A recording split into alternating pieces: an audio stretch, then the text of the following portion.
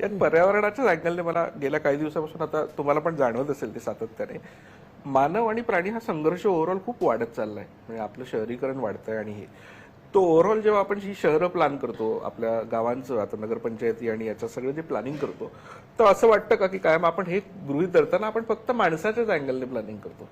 हा आपल्या बाजूचं जी सगळी इकोसिस्टीम आहे त्याचा आपण खूप विचार करत नाही आणि त्याच्यामुळे हा संघर्ष हळूहळू तीव्र होत चालला आहे आणि त्याचा परिणाम म्हणजे त्यात मनुष्यहानी पण होते आणि त्याच्या जनावरांचा तर त्याचा विचार कुठेतरी कमी पडतो. तुम्ही कधी विचार केला या गोष्टीवर? हे काही प्रमाणात खरंच आहे, पण याचे वेगवेगळे अँगल्स देखील आहेत. बघा काय असतं की आता समजा पश्चिम महाराष्ट्रामध्ये बिबट्याचा आता खूप प्रादुर्भाव झाला, म्हणजे खूप मोठ्या प्रमाणात ते दिसत आहेत. महाराष्ट्रात सगळीकडेच दिसत आहेत. आपल्या पूर्व विदर्भामध्ये वाघाचा जास्त प्रकोप आपल्याला पाहायला मिळतोय.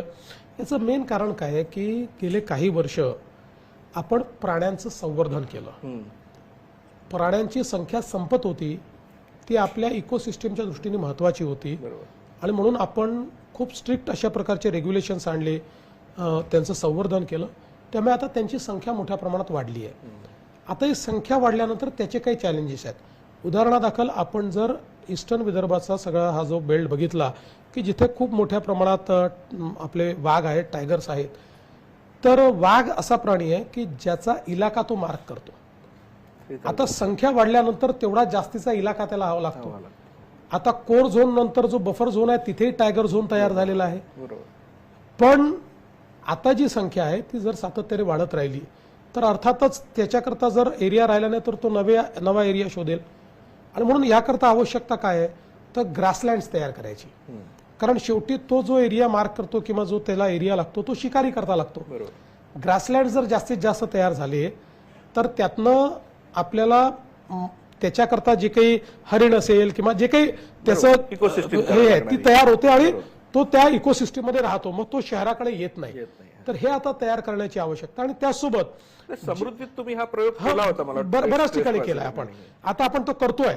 एक आपण अतिशय कॉम्प्रिहेन्सिव्ह पॉलिसी तयार केली आहे, ज्या पॉलिसीमध्ये विशेषतः वाघाच्या क्षेत्रामधली जी गावं आहेत या गावांना इको टुरिझम मध्ये समाविष्ट करून घेऊन हा जो वाघ आहे या वाघांपासून त्यांना वाचवायचं आणि त्याचवेळी त्यांच्याकरता एक इन्कमचा सोर्स यातनं तयार करायचा.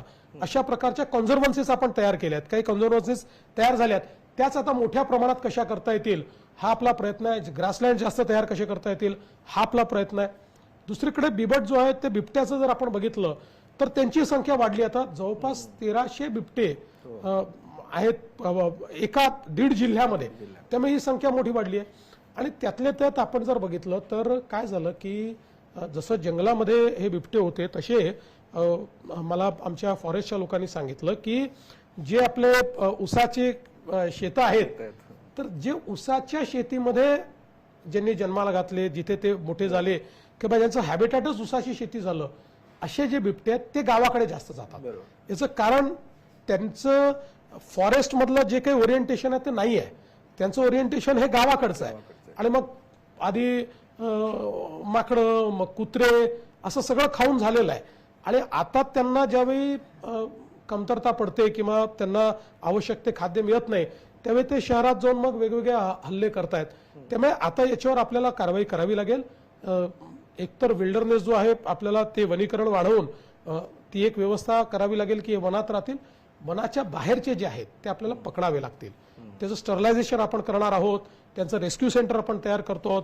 कारण शेवटी या सगळ्या याच्यात मॅन ॲनिमल कॉन्फ्लिक्टमध्ये ॲनिमल तर महत्वाचं आहे, पण माणसाचं जीवन हे अधिक महत्वाचं आहे. देश विदेशातील प्रत्येक घडामोडींचे लाईव्ह अपडेट मिळवण्यासाठी आता साम टीव्हीच्या सर्व सोशल मीडिया प्लॅटफॉर्मला लाईक, फॉलो आणि सबस्क्राईब करा. तसंच सर्व नोटिफिकेशनसाठी बेल आयकॉन प्रेस करायला विसरू नका.